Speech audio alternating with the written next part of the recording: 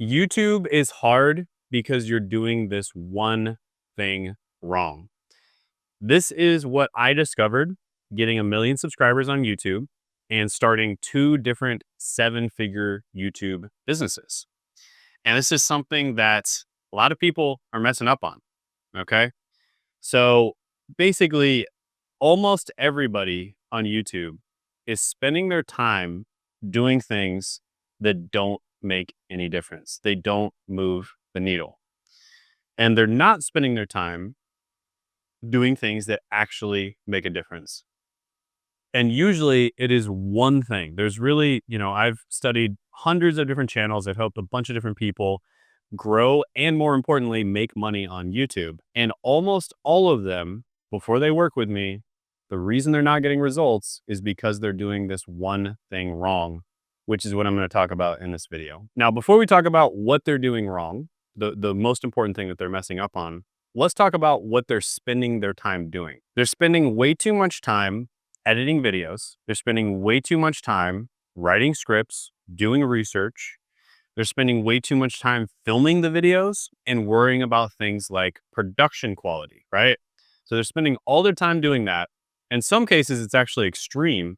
They could be spending dozens or even hundreds of hours on a single video in some cases. I've literally seen this. And they're not spending their time on the one thing that actually matters the most, which is ideas, okay? The idea of your video is by far the most important thing that will make or break your video. It's the idea, all right? So we're gonna be talking about why you should be spending time on the idea, why you shouldn't be spending time on these other things, at least at first, and which things you should be spending time on over time, once you do have the idea nailed. And really the best analogy for this, guys, is let's just say you were eating coconuts all the time, and then you go to a restaurant and they're serving coconuts. You're probably not going to eat the coconuts at the restaurant, right? Because you've been eating them all the time and you're tired of eating coconuts. So you're probably not going to eat them. It's pretty simple. However, let's do a second example where you've been floating at sea because your sail broke, and then all of a sudden your boat beaches on a beautiful island. And on this beautiful island, there's a bunch of coconuts. You are probably going to feel like $1,000,000. You're going to feel like the luckiest person in the world, and you are going to eat coconuts until you can't eat anymore, right? So what's the difference here? It's the same food, right? There are coconuts on the island. There's coconuts that you were eating at home, and there's coconuts at the restaurant. So what's the difference here? It's supply and demand. In the first situation, there was a massive amount of supply for coconuts, and there wasn't enough demand, right? So maybe you had a little bit of demand, but then you ate the coconuts and you got tired of them, right? In the second case, you are floating at sea, you're starving, you don't have any food, and then you stumble on this island and you see coconuts. And not only does it provide you food, but it also provides you water because there's coconut milk inside. So it literally prolongs your life. And it's like the only thing that you can eat, right? So the supply and the demand are in your favor. There's not that much supply of food, and there's a massive amount of demand for any food and any water, in this case, that you want, right? It's a very simple analogy, but it illustrates the point that I'm trying to make here. When you're making YouTube content, what most people do is they will make content on ideas that a bunch of other people are already covering, right? So there might be a lot of demand for those ideas, or maybe a mediocre amount of demand, but there's also a lot of supply because a lot of the biggest YouTubers are already covering that idea. And what you want to do instead is you want to cover the ideas where there's a good amount of demand, but there's not a lot of supply. The supply is very, very low because you want supply and demand to be in your favor, right? So what you want to do is you want to identify video ideas, because the video idea is the most important thing that will make or break your video, okay? You want to identify the right video ideas. Now, this is very similar to businesses, right? What you want to do is create what's known as a minimum viable video to test these ideas in the same way that businesses create a minimum viable product. And this is something that's been proven. It's basically been proven. It's like almost like science at this point. Silicon Valley has kind of figured a business out at this point. And what they do when they have a business idea is they make a minimum viable product to test that idea. They don't go straight into development and spend like $1 million on creating the product and another $1 million on marketing, and just waste a bunch of money like that. Because you might have a good idea, but the time hasn't come for that idea, right? It might be an idea where it's going to work 10 years in the future, but it doesn't work right now.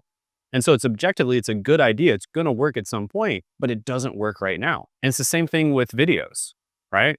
So you don't want to invest a bunch of your time, effort, and money into a video until you've confirmed that the video is a good idea whose time has come. And so what you want to do is find these ideas, which I'm going to talk about how to do here in a moment. One of my favorite methods is the icon method. There are other methods, but that's the method that works for almost every niche out there for finding ideas. But then once you find those ideas, you want to make minimum viable videos. And these are videos that take you a maximum, I'm talking absolute maximum of 3 hours to make. And in many cases, they'll take you a lot less than that. They might take you like, 30 minutes, 15 minutes of your time to make, okay? So you find these minimum viable video ideas, you make a minimum viable video, you test the idea out, see if it does well, even though you didn't put that much effort into it, and even though you probably have a smaller channel. And then if it does well, that is when you spend more time, effort, and money on that idea, and you make more videos related to that, and you put more effort and time into them, right? So that is the thing that so many people mess up on. So many people will spend so much of their time, effort, and money on videos. And then of course, when they do that and the video doesn't do well, because the one thing that makes the biggest difference is the video idea, they get discouraged and they give up, right? So they're kind of like perfectionists when it comes to the videos, even though the videos themselves don't matter that much, right? You do want to meet like a minimum threshold of quality. You want to make sure your audio is okay. Like for instance, I've got this helicopter flying above me, so that's a little bit not perfect for my audio. But you do want to meet a minimum viable threshold for quality when it comes to the video and the audio, but it's really easy to do that. It's like extremely easy to do that. I'm filming with an iPhone right now. And once you meet that minimum viable threshold of quality, you don't want to worry anymore about the video past that point. And what you want to worry about is the video idea. And if you just make this one change, if you just spend more time focusing on the video idea and less time focusing on literally everything else, that is going to be the thing that makes the biggest difference for you. Why? Because this is going to allow you to be consistent on YouTube. This is going to allow you to consistently upload videos to YouTube. And because of that, you're going to have a higher chance of finding the right ideas, right? And additionally, you're going to get better at YouTube because you're consistently uploading videos. And additionally, every single time you upload a video, it's kind of like you're swinging a bat and you're trying to hit a home run. You're going to have a much higher chance of hitting a home run if you upload, let's just say, one video a week for 3 months versus, and each of those videos you give like 80%, right? Versus uploading one video that you spent 3 months on and you made it absolutely perfect. It's a significantly higher chance that you're going to have success. And this is exactly what happened when I first started on YouTube. Okay. When I first started on YouTube, I had an accountability buddy. We were both trying to make it on YouTube. We were both trying to be successful. I uploaded at least one video every single week. He spent 3 months to upload his first video. And his first video was better than my first video because we both kind of started off and we didn't have much experience. So his first video was better than my first video. But my 12th video at the end of the 3 months, even though I only put 80% effort into it, was significantly better than his first video. And during those first 3 months, I had 2 videos that ended up popping off, right? So 2 out of my first 12 videos or so, somewhere around there, ended up popping off, okay? And there's a reason for that. That video that he made, it didn't do well, right? It didn't pop off. But because of the fact that I went up to bat and I swung 12 times, there were 2 times that I ended up being successful and hitting a quote unquote home run. Okay. So this is extremely important to realize. And this is something that everyone messes up on. And once you find the video idea that does well, what you want to do is use the evolution method. Now, the evolution method is basically where once you find that video idea that does pop off, you want to drop everything you're doing and you want to make more videos that are similar to that video idea. So you want to look into that video and be like, okay, why did this one do so well? And then you want to make more videos that are similar to that original video idea, right? So this is the evolution method. This is kind of similar to how they find oil, right? So the analogy here is oil rig. The way that they find oil is, there might be a, massive space where there may or may not be oil, and they'll look for signs of oil all over that space, right? So they'll send out tiny, like very small teams to look for signs of oil in a bunch of different places. And then there might be a few places, let's just say 3 places in a 100-mile radius where they see some signs, they see positive signs. And then they'll send slightly bigger teams to those 3 places, right? So now you got like a team of maybe like 10 to 20 people in those 3 places. And they'll look for even more signs. They might even have a drill with them, right? And then when they find more positive signs and they actually, find some oil, then they'll set up an entire operation. They'll set up a whole oil rig. They might set up like an entire town in some cases. They'll literally like build houses around that place just so they can tap the oil. So that's the analogy. And this is exactly what you want to do on YouTube. You look at any big YouTuber out there, they basically make the same format and the same video ideas over and over again. Mr. Beast, he always makes challenge videos. So they're very similar all the time. People competing against each other for money. MKBHD, he makes review videos for the newest tech. Let's see. Mr. Who's the Boss, he makes listicle review videos, right? So it's always kind of a list of different things and he's reviewing them. And so you get to kind of look at a bunch of different tech out there instead of just looking at one piece of tech. Graham Stephan, he kind of covers the news and then he makes like a how-to video on top of that, like what he's going to do in this situation, despite the fact that, this news is happening or that news is happening, right? So once you find the right format and the right video idea, you want to double down on that topic and make tons and tons of videos on that topic, okay? Set up your oil rig, set up your oil town, right? Once you've found oil. And another analogy for this, guys, is when someone first watches you, especially when you've got a small channel, you kind of want to think about them as a, like you met somebody in a photography class. So let's just say you signed up for a photography class and it's portrait photography, right? So you met someone in a portrait photography class. If you were to ask this person, hey, do you want to go on a weekend trip to Mexico with me? They're going to be like, no, dude, I don't know you. Right? And this is the same as when someone discovers you on YouTube. If you make a video idea on a certain topic with a certain format, and then your next video, if that video pops off, if your next video is on a completely different topic in a completely different format, that person is probably not going to watch your video, right? Because YouTube is going to recommend your next video to that same person who watched the video that popped off. And so you want to make sure that your next video is on a similar topic and has a similar format. So the analogy here is if you met somebody in a portrait photography class, you probably ask them, hey, do you want to go and do portrait photography with me, right? You want to go hang out since we have this assignment anyways, you want to do the assignment together. And they're probably going to say yes. And then the next time you meet them in class, you're like, hey, we did portrait photography together last time. Maybe we can do animal portrait photography this time. There's a good chance they're going to say yes because it's a related topic, right?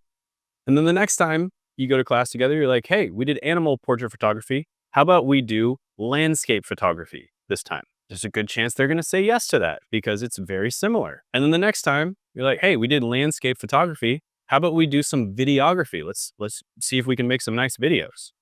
Pretty similar to landscape photography. So they're probably going to say yes to that. And then the next time, you might just be like, hey, let's go do art in general. Like let's go to a drawing class or something. And there's a good chance they're going to say yes. And then at that point, you're like, hey, let's just go get dinner. There's a good chance they're going to say yes. And then at that point, you're like, hey, let's go on a weekend trip to Mexico. There's a good chance they're going to say yes. Because at that point, they're watching the content because of you, right? So you can change the types of content you make down the line. But once you find that original idea that pops off, you want to beat that piece of content like a dead horse, right? Make lots and lots of videos that are in the same format and the same video idea or very similar to that original content that popped off, okay? And then down the line, you can always change and pivot and talk about other stuff, but you want to keep talking about that same topic. This is the secret. I had a lot of competitors, right, who were making content that was just as good as me, and they had videos that popped off, and I don't think any of my competitors are even at 100,000 subscribers right now, and I'm over 1 million subscribers. And one of the main reasons for that is because when an idea would pop off on my channel, I would double down on that idea. You can look at my channel right now at the time that this video is uploaded, and you'll see that most of the videos are on the same topics, just slightly different over and over again. And there's a reason for that, because it works. Okay? It works. There's a reason why all the big YouTubers cover the same stuff over and over again, because it works. And really, that's what you want to aim for, because there's some types of video ideas where you can't really do the same idea over and over again. You know, you might be able to do it a few times, but then people are just going to be like, you're talking about the same thing, right? But the absolute holy grail, what I call the holy grail format or the holy grail topic, is when you find a video idea that with a certain format that you can just do over and over and over again and people don't get tired of it. That's the holy grail, and that's really what you want to aim for. Okay. I went over the icon method, and this is what you do to originally find the video ideas. Now, there are other methods, and I've gone over those on the channel. In fact, I've gone over the icon method and those other methods in detail on the channel. So check out those other videos. I guess I'll have a video pop up here if you want to check out how to do that. But the gist of the icon method is you find videos from a small channel that doesn't have a massive following, because if they have a massive following, people will watch their stuff because they already have that relationship with them, right? It's kind of like asking them to go to Mexico, right? They already have the relationship built with a bunch of different people. So you need to find videos from a small channel that did really well. With a small channel, depends on the niche, but usually it's less than 30K subs. But a video that did really well, so at least 100,000 views, again, depends on the niche. Some niches it might be more or less, despite the fact, and this is the important part, that the video was either objectively mediocre or preferably really bad. So I will have an example of this pop up on the screen. I've done this on my channel so many times. I'll just do one example pop up on the screen. This guy, like 4 or 5 years ago, something like that, he made a video called, I think it was The Most Worthless College Degrees. It was a terrible video. It was from a small channel, got like 700,000 views, even though his channel was only about 10,000 subscribers. So he probably got all his subscribers from that one video. And it was just a terribly made video. The thumbnail was awful. He recorded it, it looked like with a VHS tape recorder from the 90s or something. It was just terrible, right? Audio was bad. He was just ranting throughout the entire video. There was basically no editing. It was just an awful video. And yet it still got over 700,000 views. So what did I do? I stole the video idea, only the video idea. I made a better title, better thumbnail, and better video that gave more value. And the video popped off and got millions and millions of views. And I've done this so many different times on my channel, right? There's another one I did where it was something like work from home job companies that are always hiring worldwide, something like that. It was kind of the same thing. The guy's video, I'd say in that case, it was kind of a mediocre video. It wasn't terrible, but it was mediocre, and yet it did extremely well. So what I do, copied the idea, made a better video, and it got millions of views, right? I've used this method so many times. It's the most effective method. It works in every niche. That's the thing about these different methods. Some of them will only work in certain niches. This method, the icon method, pretty much works in every single niche, right? There's a few exceptions. You know, this is something that we help people out with if there are exceptions, but pretty much it works in every single niche. And that's why I love it so much, because it just works so well, right? So you use the icon method to find the right video ideas. Even if you use the icon method, still, it might be 1 out of 10, 1 out of 20, 1 out of 30 videos that actually ends up popping off. But when that video does pop off, you need to drop everything you're doing. Do not publish another video. Do not let another video go live. And then make a follow-up video to that first video that popped off, because the YouTube algorithm is going to show people who watch that first video this next video that you upload, and you want them to have a good experience, right? You want those people who hung out with you for portrait photography to also want to hang out with you for portrait photography for animals, right? Because they're much more likely to want to hang out with you for that, right? So that's how it works, guys. There is going to be a detailed guide on exactly how to do the icon method as well as the evolution method. I'll put that down in the description and comment below. You can check it out. I give all of the information away completely free on this channel. I don't believe in gatekeeping information. I don't believe in selling information. But what I do sell is the implementation. So if you're a business owner, if you have the money and you want to save yourself time and you want to do it better, do it faster, and do it in a more convenient way, I do have done for you or done with you solutions. We've helped a ton of people make it to 7 and even 8 figures just on YouTube alone. For instance, Sean, I'll pop that video up right here. We interviewed him when we first started working with him. He was doing about $30,000 a month. Recently, we interviewed him, and he's now doing over $600,000 a month. So it was a 20x increase in a 9-month period, right? So if you're a business owner, if you're a YouTuber who wants to really take YouTube seriously, go ahead, book a call in the description and the pinned comment below. We'll make that happen. And also check out Sean's video by clicking right here.